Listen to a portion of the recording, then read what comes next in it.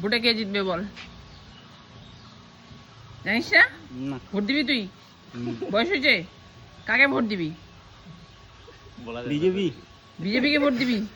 BJP ভোটের চিহ্ন জানিস কি? হ্যাঁ বলো, হ্যালো বল। হয় জানিস কি না?